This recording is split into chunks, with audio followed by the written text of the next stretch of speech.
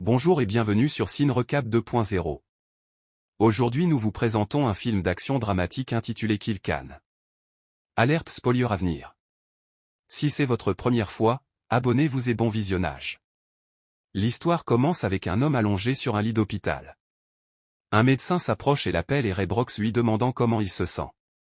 Lorsqu'il commence à reprendre conscience, la première chose qu'il demandait c'est des nouvelles de sa famille. Mais le médecin ne répond pas à la question, il explique plutôt à Ray Brooks est plongé dans un coma artificiel depuis 3 mois à la suite d'un grave traumatisme thoracique. Toujours inquiet il redemande des nouvelles de sa famille, mais le médecin lui répond que la police viendra bientôt lui parler sans donner plus d'informations. Nous retrouvons après Ray dans une salle d'interrogatoire où Ray est interrogé par un officier de police nommé Shelby. Ray commence à décrire ce qui s'est passé, il explique qu'il y a 3 hommes et que tu commences le soir où lui et sa femme Kim rentrent chez eux. Il se trompe de route et Ray s'arrête pour vérifier immédiatement la carte qui se trouve dans le coffre de la voiture. Lorsqu'il sort de la voiture, Ray voit 3 hommes en train de battre sauvagement un jeune homme qui se trouve à proximité. Alors qu'il ne comprend rien de ce qu'il voit, un 4e homme qui apparemment est le chef arrive, il s'appelle Frank Ninan. Sans hésiter Frank prend l'arme d'un de ces hommes et abat le jeune homme sans aucune pitié. Horrifié Ray reste figé un moment, mais les tueurs le voient. À ce moment il panique. Il se précipite vers la voiture démarre et accélère avant qu'il ne puisse le rattraper. Dans la voiture Kim remarque que son mari est visiblement secoué et lui demande ce qui s'est passé. Paniqué Ray lui répond qu'il vient d'assister à la mise à mort d'un jeune garçon. Nous revenons à l'enquête où l'agent Shelby demande à Ray d'identifier les hommes qui se sont introduits chez lui, et lui remet une série de photos. Ray demande à Shelby si cela signifie qu'il devra témoigner au tribunal. Lorsque Shelby répond par l'affirmative Ray refuse et dit à l'officier que s'il doit témoigner contre ces gangsters, qu'il serait mort bien avant le début du procès. Au bout d'un certain temps Ray retourne chez lui.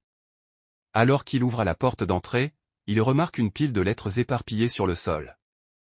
Il en ramasse une et commence à la lire mais sous le coup de l'émotion Ray fond en larmes. Mais alors qu'il se tient debout, il a soudain flashback de sa famille.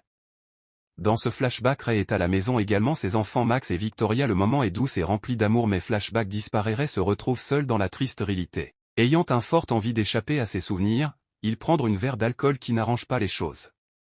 Son esprit le ramène à un autre flashback dans ce souvenir Ray se prépare à aller travailler. Kim qui se tient près de la porte le regarde avec inquiétude et lui demande ce qu'il compte faire au sujet de l'exécution dont il a été témoin. Il répond qu'il ne veut pas s'impliquer dans le monde dangereux des gangsters et mettre leur vie en danger. Kim l'observe comprenant la peur dans sa voix. La scène revient à Ray assis dans une pièce vide et très peu éclairée. Son visage est tendu et concentré alors qu'il élabore un plan. Devant lui se trouvent des photos de gangsters et ses yeux se fixent sur une photo en particulier. Celle d'un homme nommé Billy. Un autre flashback commence et nous amène au moment où Billy vient pour la première fois dans la maison de Ray. Billy avec un sourire nonchalant lui dit qu'il cherche son chien et lui demande si elle peut aller voir dans l'arrière-cour. Kim ne se doutant pas du danger immédiat accepté et sort pour jeter un coup d'œil. Pendant ce temps Billy en profite pour examiner en détail l'intérieur de la maison. Quelques instants plus tard Kim revient et lui dit qu'il n'y a aucun chien dans leur jardin. Elle lui suggère de demander aux voisins. Dans le présent assis dans l'ombre Ray étudie le profil de Billy sur son ordinateur les yeux pleins de colère et de froide détermination. Un flashback de la terrible nuit suit, lorsque Billy entre dans la maison de Ray avec son partenaire Connor. Billy se glisse dans la chambre de Max, il entraîne ensuite Kim, Victoria et Max au rez-de-chaussée. Leur tous terrifie. Ray attaché à une chaise, se débat impuissant tandis que sa famille est rassemblée devant lui. Leur chef impitoyable ordonne calmement à Billy de tirer sur Kim sans hésiter Billy presse la gâchette et Kim s'effondre sur le sol sous le regard horrifié de Ray incapable de la protéger. Dans le présent Ray n'attend plus il a décidé qu'il était temps d'agir. Pendant ce temps, dans l'appartement délabré de Billy, le gangstar est occupé à préparer de la drogue et à se faire des injections perdant complètement le sens des réalités. Malheureusement pour lui c'est le moment qu'a choisi Ray pour s'introduire chez lui. Discrètement il entre dans l'appartement et confronte Billy qui réalise à peine ce qui se passe. Ray exige le nom de ses complices qui l'accompagnaient cette nuit-là, mais Billy stupéfait et défiant refuse d'obéir. Sans crier gare Ray plante le couteau dans la jambe de Billy qui hurle à l'agonie. Il lui ordonne de préparer d'autres drogues et de se les injecter à nouveau. Mais Billy dans une tentative désespérément détourne l'aiguille vers Ray. Mais Ray sur ses gardes réagit rapidement et d'un coup net et brutal plonge le couteau dans sa poitrine et le tue. Ray rentre alors chez lui et lave le sang de son corps. Dans un autre flashback, on voit Connor suivre Victoria dans un club.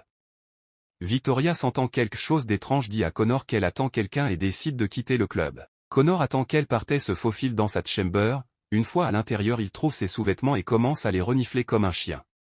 Signe inquiétant de ses sinistres intentions. Le lendemain de la mort de Billy, l'agent Shelby vient rendre visite à Ray et lui montre une photo de Billy et lui demande s'il le reconnaît. Ray qui tente de garder son calme ni le connaître, Shelby lui annonce alors une nouvelle choquante. Billy a été retrouvé assassiné le matin même, il révèle que Billy était membre du gang de Frank et suggère que ce gang pourrait être lié au meurtre de la famille de Ray. Il dit à Shelby qu'il refuse de vivre sa vie dans une peur constante simplement parce qu'il a croisé le chemin de mauvaises personnes. Il exprime son scepticisme à l'égard du système judiciaire britannique indiquant qu'il ne croit pas qu'il lui offrira une véritable protection ou justice. Dans un autre souvenir, Victoria demande au gangster la permission d'aller aux toilettes. Connor qui la retient toujours prisonnière accepte à contre-cœur et l'escorte.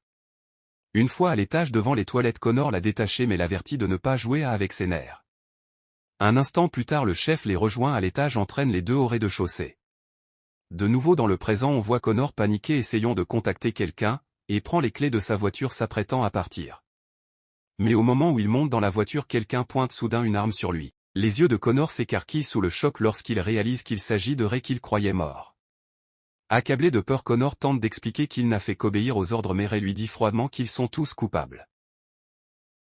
Dans le flashback, le chef de gang ordonnerait de lui remettre tous ses téléphones, ordinateurs portables et ordinateurs afin qu'ils puissent éliminer toute preuve contre eux. Ray le supplie de laisser sa famille tranquille, mais ce dernier lui répond froidement qu'il s'agit pour lui d'une simple affaire. Dans le présent, le chef de gang reçoit une lettre et trouve une liste des noms de ces hommes morts. Un sinistre rappel du chaos qui a été créé. Dans le flashback, alors que la famille est terrorisée, Max voit une chance de s'échapper. Il court se cacher dans une armoire, mais malgré ses efforts pour rester caché, il est trouvé et le fait sortir. Max est ramené au rez-de-chaussée où il est tué devant Ray et Kim. Dans le présent, il rencontre Frank qui s'enquiert immédiatement de la situation. Frank apprend que Ray est toujours en vie et qu'il s'approche de Frank. Visiblement frustré, il lui ordonne de trouver Ray et de l'éliminer une fois pour toutes, afin de s'assurer qu'il ne représente plus une menace. De retour dans la voiture planifiant sa prochaine action tandis que Shelby suit également la situation. Dans un flashback, Ray le confronte en lui demandant pourquoi il fait cela. La réponse fait froid dans le dos et qu'il le fait parce qu'il le peut. Ray plein de détermination et de colère menace qu'il va se venger mais avant qu'il ne puisse agir, il lui tire dessus. Dans le présent, le gangster entre dans un bâtiment avec Ray derrière lui tenant un pistolet. Lorsque les deux hommes s'affrontent, une fusillade éclate, le gangster se réfugiant derrière des caisses. Pendant ce temps, l'agent Shelby arrive sur les lieux et s'empare d'un fusil dans le coffre. Ils finissent par se faire face, armes dégainées et prêtes à l'emploi.